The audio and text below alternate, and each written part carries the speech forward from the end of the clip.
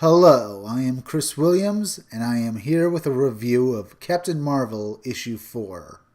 We'll start off with the cover. The cover shows what happens in the book. It's also an homage to the classic story where Rogue was in the jungle after she had just gotten out of the Siege Perilous, and her and Captain Marvel's personality that she had absorbed off of Carol Danvers had been split apart. This is a classic throwback to that cover. But you'll see later on in this book that it's actually a complete travesty of that issue. The cover itself is good. I really enjoy it. It was drawn by Amanda Conner and Paul Mounts. Otherwise, for being a really good cover, it's just a ripoff of Uncanny X-Men 269. It even has the letter boxes that look exactly like the ones that were on issue 269. I'm just going to go straight into the fight. Rogue has Captain Marvel by the neck. And we see a flashback to her when she was Miss Marvel, when Rogue was wearing her original green costume. Now, as you can see, Captain Marvel has shaved one part of her head, and that's sort of stupid. We'll get into more of that later. Further on, we're back to where Rogue threw Miss Marvel off of a bridge. Captain Marvel flashes to that point where she is thrown off the bridge and nearly drowns when her power had been taken from her. Well, now we are back to the current fight, and we can see Rogue has learned a new ability. She can start absorbing people's powers by being near them now. For all Rogue's new power, apparently she's still falling under the control of the new villain, Nuclear Man, who is not a ripoff of Nuclear Man from Superman 4. Actually, he is. Well, the name is anyway. He even looks like the guy from Superman 4. And we can see Captain Marvel's power being drained into Rogue, while the control device that's around Rogue's neck that allows Nuclear Man to control Rogue's mind flashes blue. Captain Marvel can only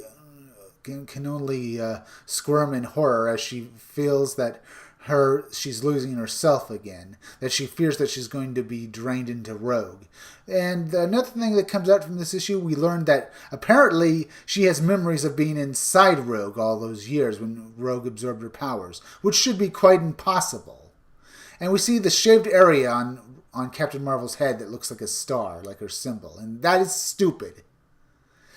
And Captain Marvel manages to power up enough to blast Rogue away, but it isn't stopping the absorption effect. Captain Marvel's power is continuing to be absorbed by Rogue, and Rogue is just getting stronger. But that is beside the point, because Nuclear Man uses the shocker unconscious. Then he comes in to gloat, and as you can see, it's a white man with blonde hair. Yeah, that's just great.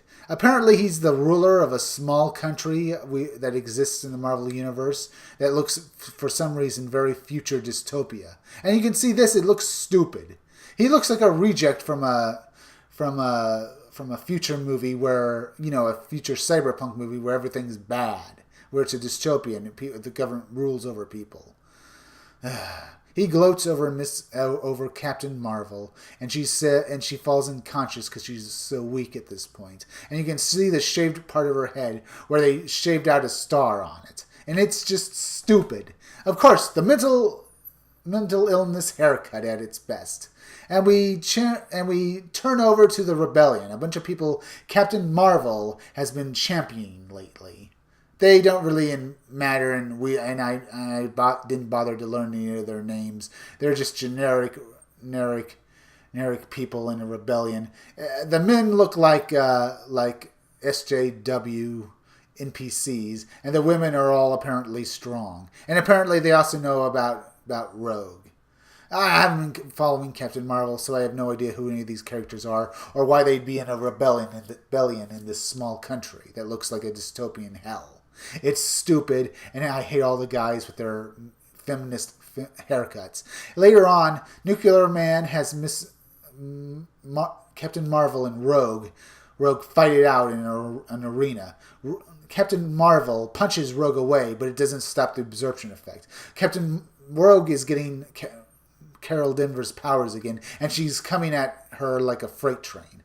She punches Captain Marvel away into the electrified fence that surrounds the arena, and it's a rip off of the fight arena that was in Mad Max 3 Beyond Thunderdome. It's the Thunderdome. They're stealing it, and she crashes to the ground, and the Rogue wraps her in a headlock, and she tells Captain Marvel she's sorry and that she should kill her.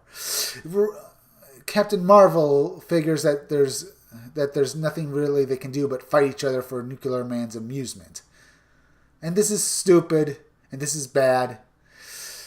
And the travesty to watching this fight is that it's a white male being portrayed as a villain again, while two women fight over him that he's forcing them to fight.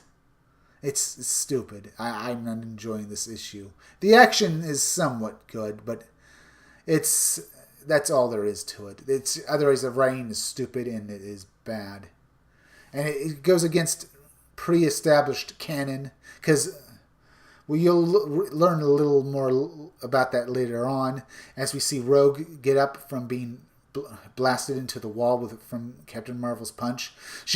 Both Captain Marvel and Rogue continue the grapple.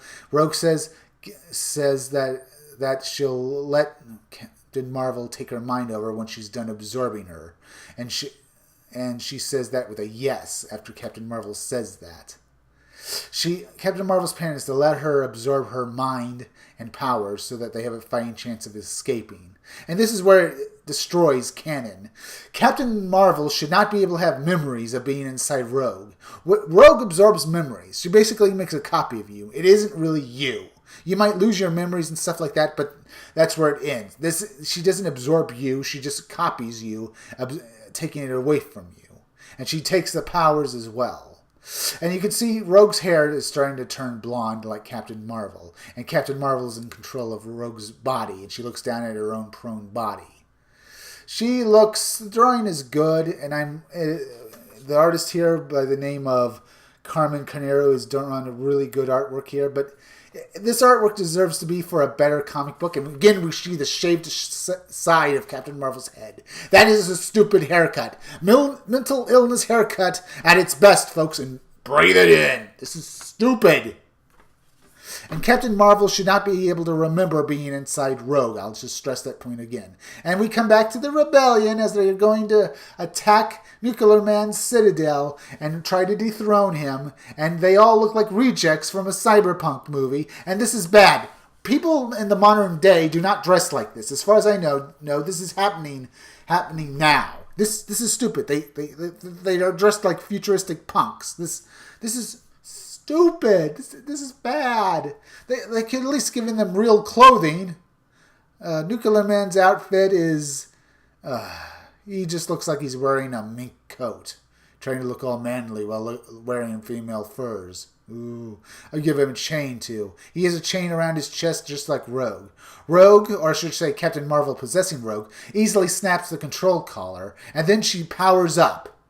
She blasts out of the Citadel after doing damage to the fighting arena, or should I call it the Thunderdome. And it's bland, and you could see this coming a mile away. I would have preferred something a little more original than Captain Marvel possessing Rogue. She should not be able to possess Rogue. That is not Captain Marvel. That's basically just a copy of Captain Marvel inside Rogue's head. Another thing is, this is just an excuse to give Rogue back Captain Marvel's powers, or Miss Marvel's powers that she had in the 90s. They're just playing this off like that, saying that she absorbed part of her power. And this is stupid, and it's totally a cheap hack job that Disney is doing, so that when they can use Rogue in the movies, that she'll have Captain Marvel's powers, or explain why she gets Captain Marvel's powers. I mean, the artwork is good by Carmen Carnero, and the writer Kelly Thompson's writing is the worst part about this comic. I mean, but it's all wasted on a sci-fi setting that doesn't exist and shouldn't exist, because this takes place in modern day. As we can see, Rogue powering up with Miss Marvel's binary powers. The comic ends, and the rebellion that she's spearheading attacks Nuclear Man's citadel. That's how the comic ends. And this is a bad comic. I didn't really enjoy it. It was just bad. If you like this review, leave a like, subscribe, and leave some comments down below. I'm Chris Williams, and I'll be back with another review tomorrow.